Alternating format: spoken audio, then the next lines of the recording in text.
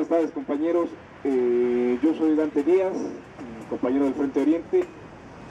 Un saludo a todas las organizaciones que en esta tarde nos acompañan en este segundo foro.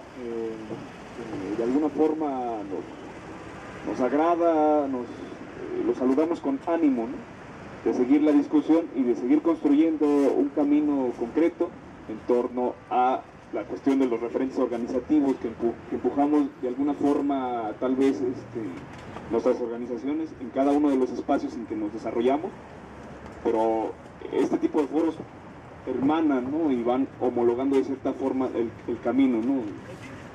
Retomando un poco el sentir de la discusión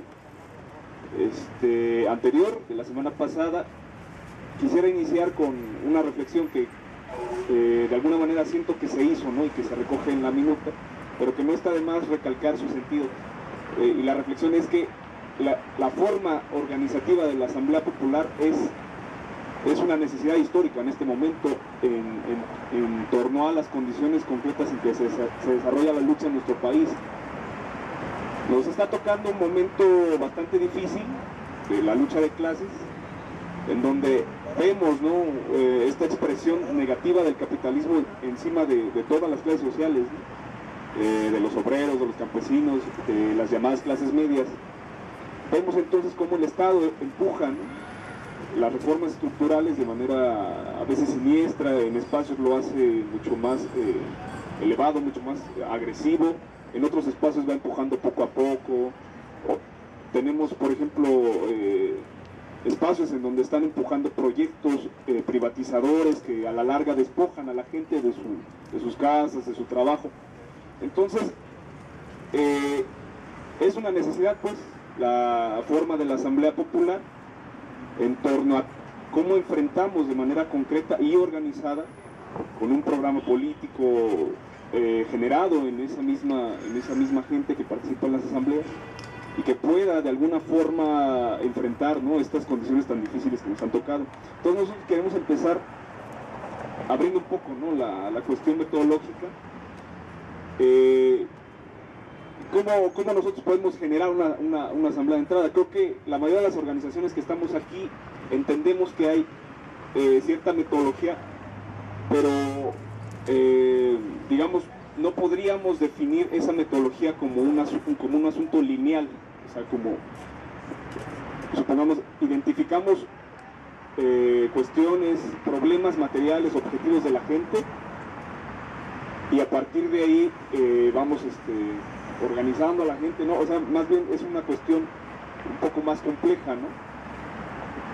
¿A qué voy? A que tenemos que identificar nosotros qué necesidades objetivas tiene la gente en una geografía determinada, por ejemplo, ¿no?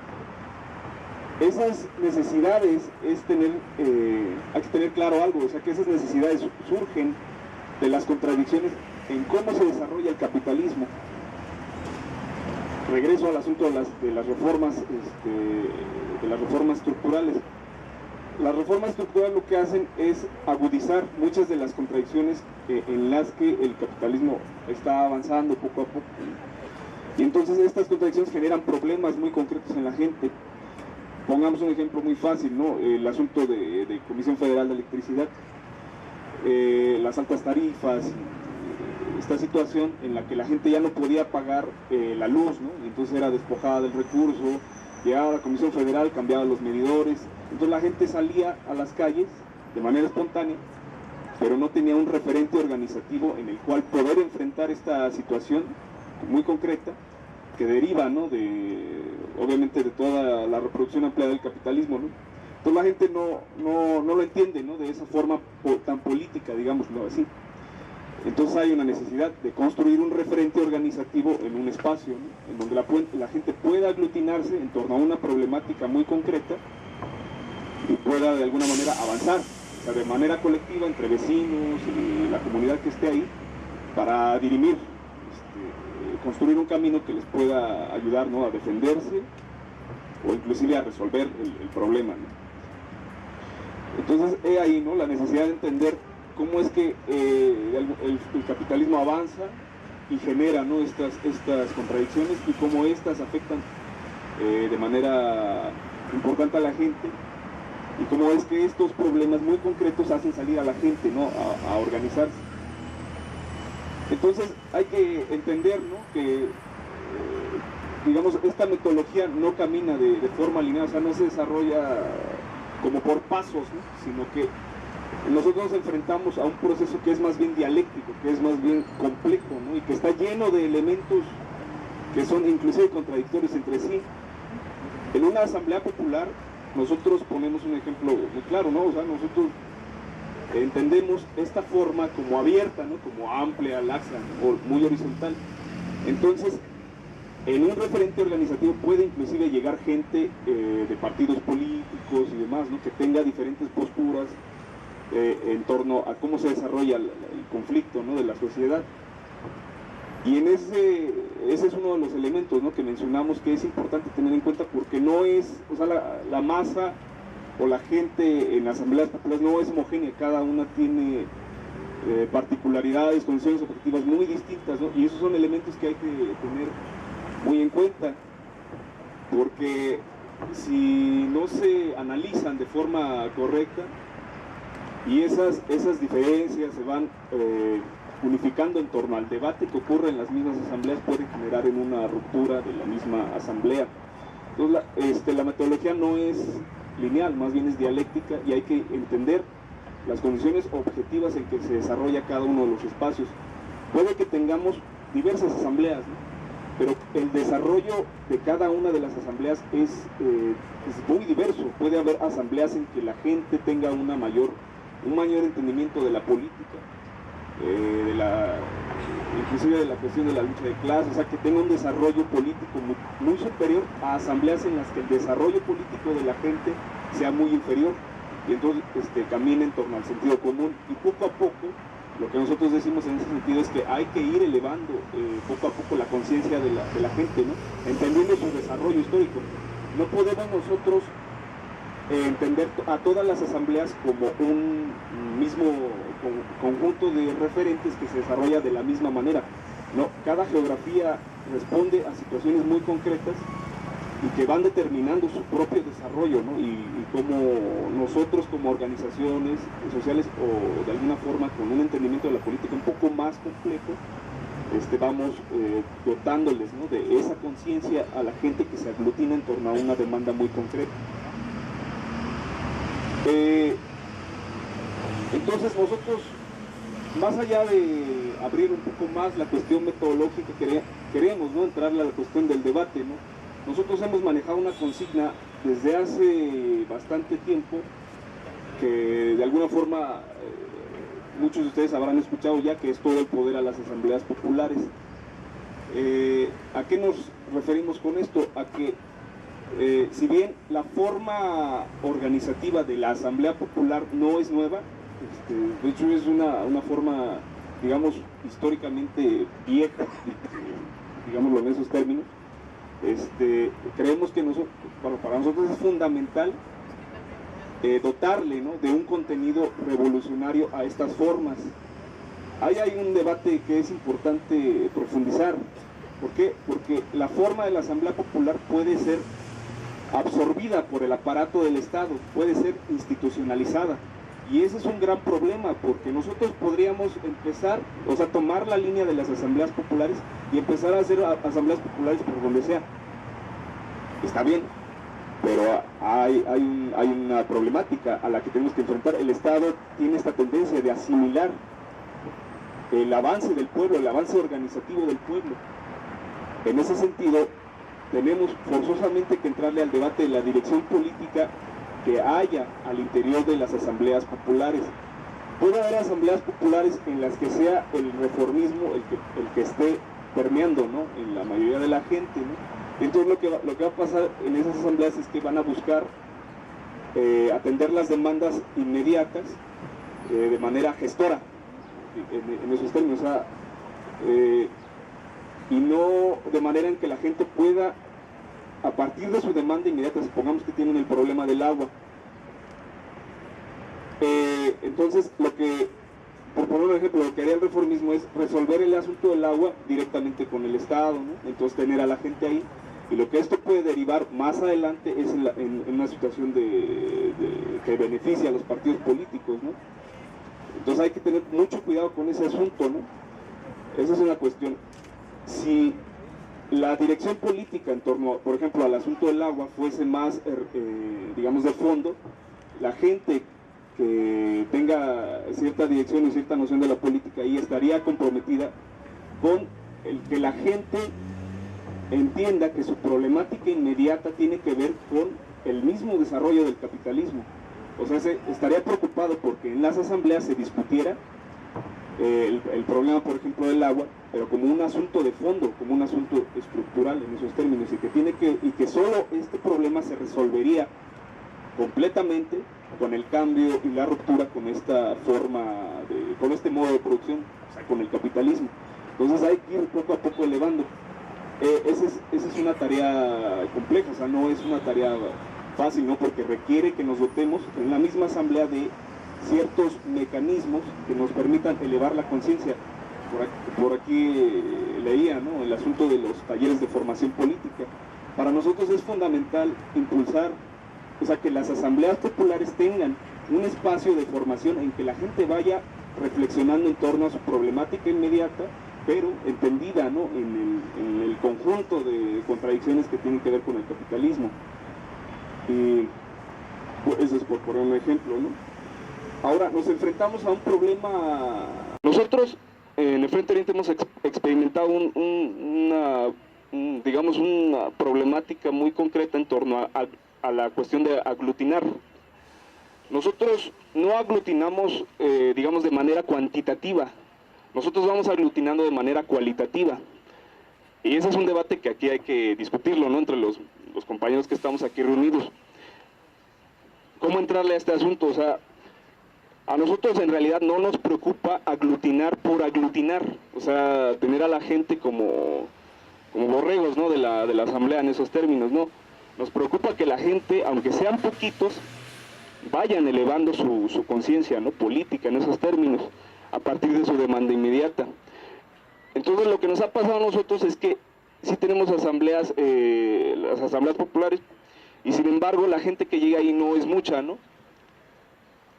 Y entonces vemos, ¿no?, que esta contradicción de alguna forma no ha podido ser resuelta por muchas de las organizaciones, inclusive organizaciones de masa. Entonces vemos que muchas organizaciones de masa empiezan a aglutinar de manera gestora, o sea, le dan, digamos, algunos beneficios, ¿no?, a la gente que va ahí, pasan lista y demás prácticas, ¿no?, que vemos, pero aglutinan masas. Sin embargo, el desarrollo político de sus masas es muy precario. Entonces sus masas no entienden la complejidad de un proceso político. Entonces la masa, aunque sean masas, no pueden llegar a un asunto revolucionario, ¿no?, en esos términos. Y por ende no pueden llegar a sustituir, ¿no?, la institucionalidad podrida del Estado y demás planteamientos que acá proponemos. Entonces, hay ahí una cuestión, pero nosotros de alguna forma, en el análisis, en el debate en torno a cómo hemos vivido nuestra experiencia concreta, hemos llegado a un planteamiento, ¿no?, que retomamos de algunas experiencias que nos parece importante señalarlas. Por ejemplo, el zapatismo. El zapatismo es un caso para nosotros fundamental, tener un análisis objetivo de él, porque ellos aglutinan, sí, a partir de una demanda económica, digamos, esencial para los pueblos originarios, pero el proyecto de ellos empieza a generar, o sea, sus asambleas, sus caracoles, pues, empiezan a generar otro tipo de relaciones sociales que derivan en proyectos muy concretos, por ejemplo, escuelas, la cuestión de las siembras, inclusive la milicia, ¿no? Estos proyectos muy concretos son contrahegemónicos, tienen una perspectiva revolucionaria en ellos y pueden ir aglutinando a más cantidad de personas a la par de que van elevando la conciencia de las mismas. El proceso del zapatismo obviamente es un proceso de años, de mucho trabajo, ¿no? Pero no nos espantemos por el tiempo, pues, o sea, propongamos nuestra metodología y propongamos este camino pensando en un momento muy largo de la historia, ¿no?, pensando en que este trabajo es cotidiano y es permanente, ¿no?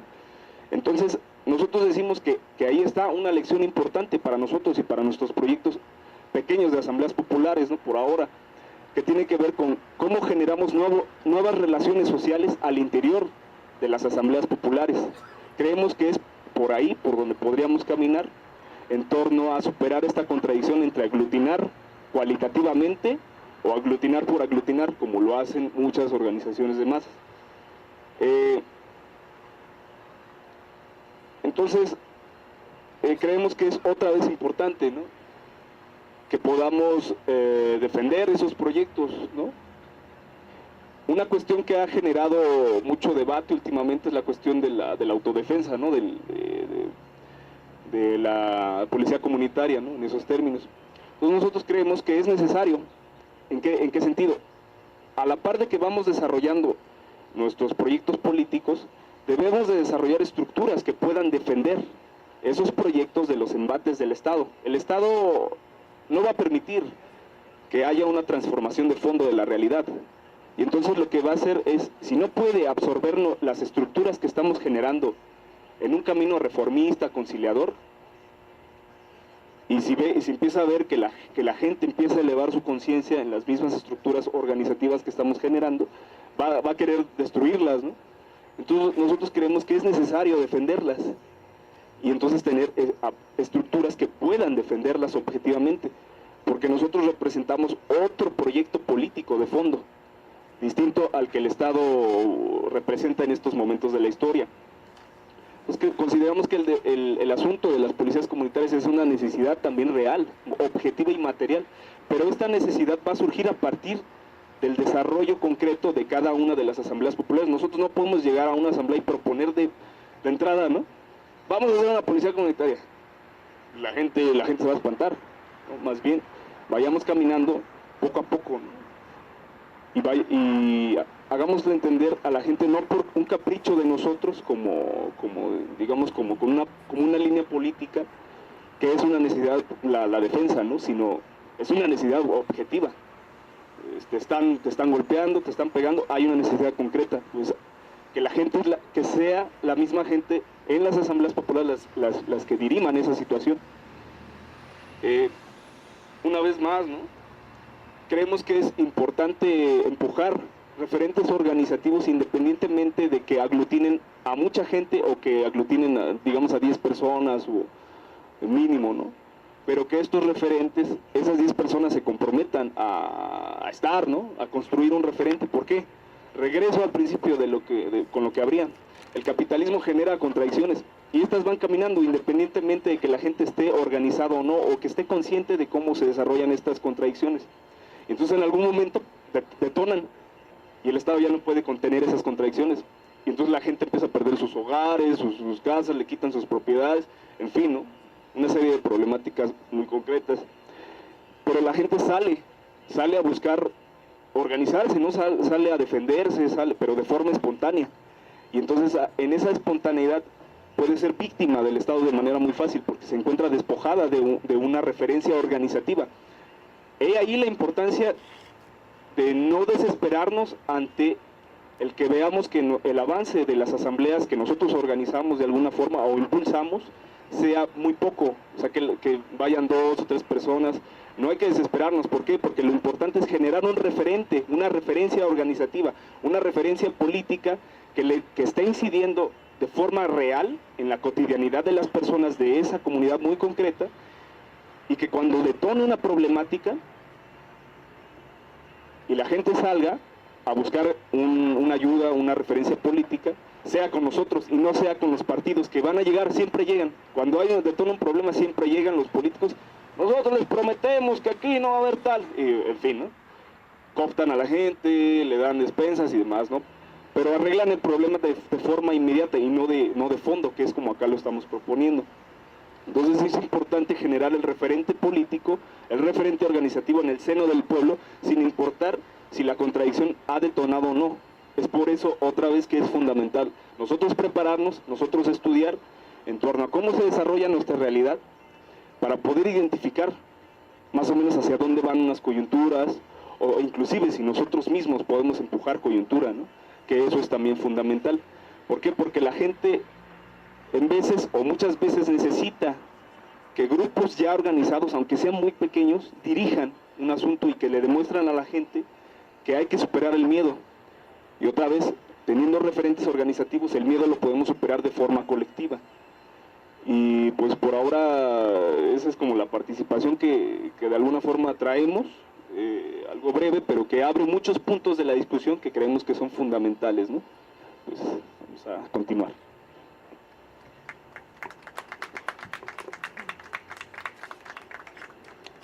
Bueno, del Consejo Nacional por la Autonomía y Desobediencia Civil, también estamos preocupados por desarrollar propuestas sobre la calidad de la organización.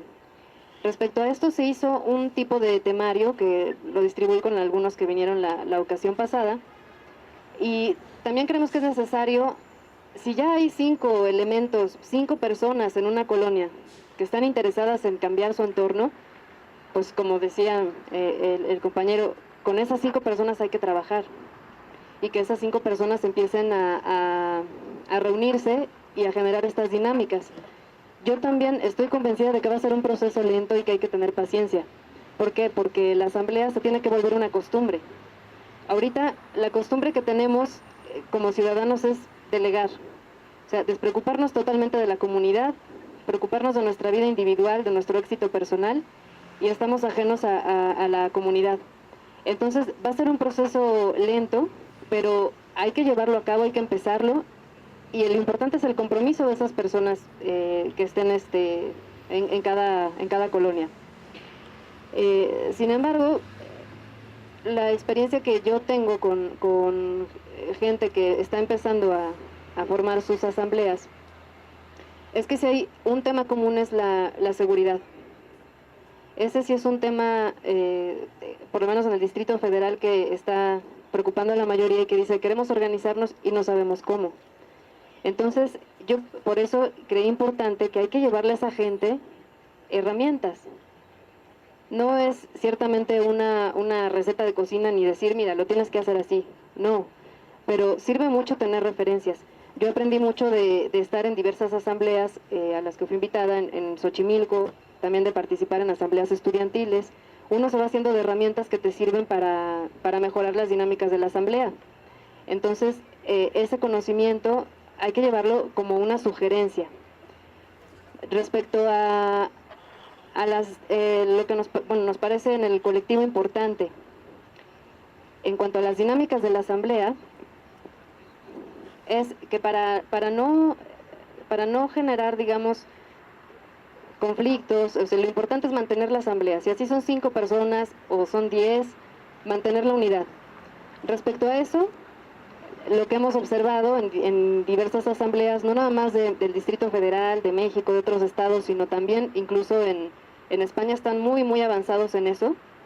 Ya en Madrid todas las colonias tienen asambleas, ya organizan una asamblea general y han hecho material muy interesante sobre cómo organizarse. Aquí también las asambleas estudiantiles han generado material sobre cómo llevar a cabo una asamblea. Lo que se propone es que una asamblea tenga sus principios. O sea, si somos 5 personas, empezar a fijar principios. ¿Qué es esto? Que estar todos de acuerdo en un consenso en que va a haber respeto, en que va a haber pluralidad.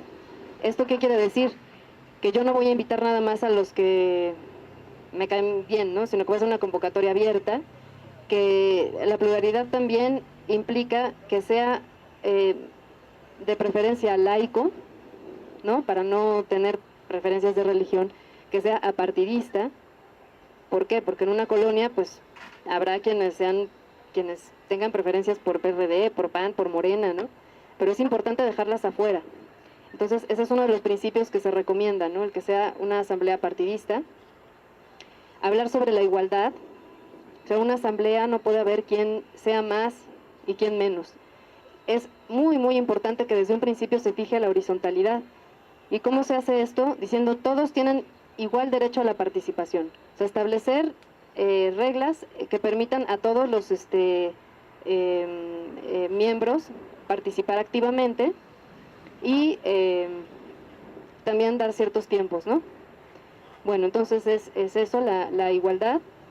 Y ¿cómo organizan concretamente o cómo se estructuran las asambleas que han generado este material, tanto de Madrid como las asambleas estudiantiles aquí, se nos habla de que algo importante de la asamblea es considerar que la asamblea no es nada más la asamblea como fin en sí mismo. Hay que entenderla como un proceso. Hay un antes de la asamblea y hay un después de la asamblea. O sea, si no entendemos eso, la asamblea solita no va a funcionar. O sea, hacer una asamblea nada más por hacerla no va a funcionar. De las experiencias, bueno, lo que se hace es que el antes de empezar una asamblea, el éxito de tu asamblea también va a estar en la convocatoria. Si tú tienes un tema fijo, una problemática fija, y llamas a la gente para decirle, vamos a hablar de esto, estos son los puntos que se van a tratar, la gente, número 1, asiste, y número 2, le das la posibilidad de que prepare algo, de que piense algo, de que ya lleve ideas para la asamblea, no que llegue a la asamblea y simplemente no sepa ni de qué se va a hablar, y o sea, ese es el proceso de convocatoria. También es importante que la convocatoria no se haga un día antes. La convocatoria a una asamblea tiene que tener por lo menos un margen de una semana para que la gente se entere, ¿no? Para que sea no importa la cantidad de gente que asista, pero sí importa que tú adrede no hayas dejado a alguien afuera, porque entonces ya no tiene legitimidad esa asamblea. Así vayan 5, tu convocatoria debe de haber alcanzado a todos los que, digamos, les pertenece el problema o el conflicto. Ese es el antes. El después de una asamblea es que también existan grupos que estén dispuestos, o comisiones, le llaman comisiones, que estén dispuestos a ver qué pasó con la asamblea, cuáles fueron los resultados, hacer un seguimiento de los consensos. Entonces, si acordamos que se iba a hacer tal acción, darle seguimiento a esa acción y qué repercusiones tuvo, si se llevó a cabo, si tuvo éxito, si no. Ese es el después de la asamblea. En cuanto a las asambleas estudiantiles, como pasa mucho que gente se quiera quedar con la información, pues es importante, como nos platicaba Omar la vez pasada, el que se hagan las minutas. Una minuta y una minuta debe ser abierta, así como aquí leímos, la vez pasada se habló de esto. La minuta debe estar disponible para todos los miembros de la asamblea, que se sepa a qué se acordó, cuáles fueron los acuerdos.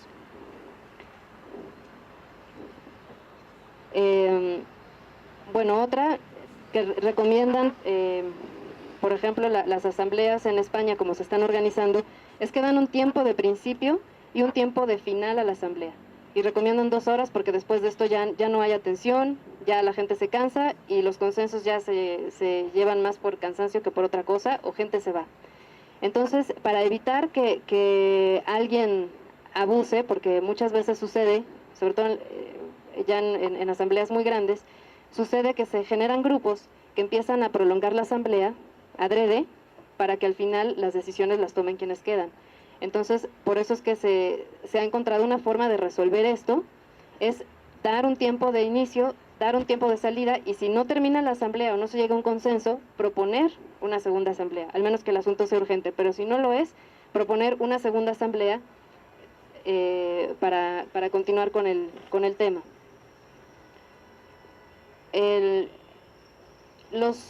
Digamos, los cargos que hay en una asamblea,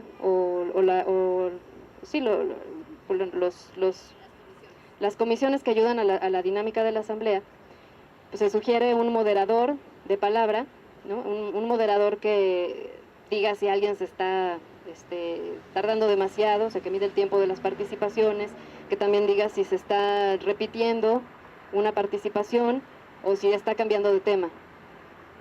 Un secretario, que es el que toma nota, el que va encargado de hacer la minuta. Si la asamblea es muy grande, alguien que está anotando los turnos de palabra. Y bueno, en el caso de las asambleas que ya tienen como objetivo un logro local o un logro nacional, se maneja el que existan los grupos de trabajo. ¿Esto qué quiere decir? Que para no llegar a la asamblea sin nada, alguien se comprometa, por ejemplo, si vamos a hablar de la reforma estructural energética, por decir algo, que un grupo se comprometa a trabajar, a ver cuál era el problema constitucional, cuál es el problema político, bla, bla, bla, ¿no? Entonces, este grupo, llegando a la asamblea, presenta su propuesta.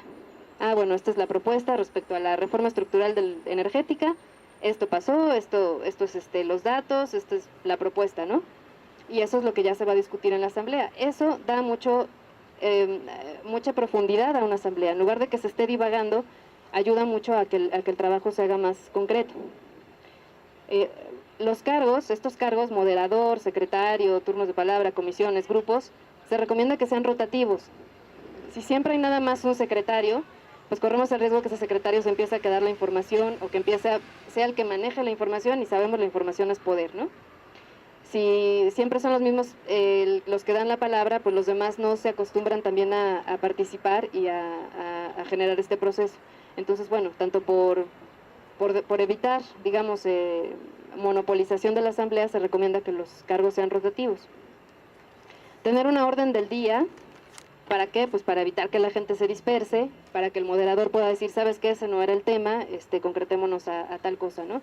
Y para que la asamblea sea efectiva. Hay una gran satisfacción cuando tú vas a un lugar y te dicen, vamos a tratar tales temas, y psicológicamente hay una satisfacción de haber cumplido esos temas, de haber dicho, trabajamos algo, hicimos algo, nos fuimos con un resultado. Por eso es muy importante una orden del día. Bueno, eso es en cuanto a las propuestas, las herramientas que son simplemente sugerencias, y de las dinámicas, que por supuesto, como decía el compañero, van a cambiar de acuerdo a cada contexto, ¿no? Van a cambiar totalmente. O sea, se puede dar una propuesta, pero eso de acuerdo a la situación. En cuanto a lo que quisiera que construyéramos aquí es, bueno, si yo soy un ciudadano independiente, en mi colonia no hay una asamblea, ¿cómo puedo provocar este proceso, no? Bueno, pues ok, ya consigo a 2, 3 vecinos, ¿y cómo empezamos? ¿Cómo podemos hacer la convocatoria? Eso quizá a lo mejor no en este foro, pero para otro foro, ayudarnos a decir, bueno, ¿cómo puedo yo iniciar ese proceso, no? Y algunas recomendaciones. Y la otra parte importante de este foro es la red de asambleas. O sea, aquí ya hay gente que tiene asambleas o que tiene contactos con asambleas, y eso debemos de usarlo para empezar a encauzar una lucha conjunta. ¿Cómo hacerle? O sea, alguna de las propuestas que se discutían era, bueno, que hagamos este tipo de foros, ¿no? Con temas muy concretos, y que las vayamos llevando de lugar en lugar. Entonces, eso puede ayudarnos, por ejemplo, en el Distrito Federal, a empezar ya a avanzar como Distrito Federal por causas comunes. Y a unirnos, porque cada asamblea o cada localidad está con sus asuntos, ¿no? Y ya nada más nos enteramos por los medios cuando los reprimieron. Eso es lo que sabemos. Pero a lo mejor muchos de nosotros hubiéramos podido ayudar, ¿no? en el proceso o en el antes. Entonces, ¿cómo generar esa red? ¿Cómo estar informados? Eso es lo que se abre ahorita al debate, a las sugerencias de ustedes.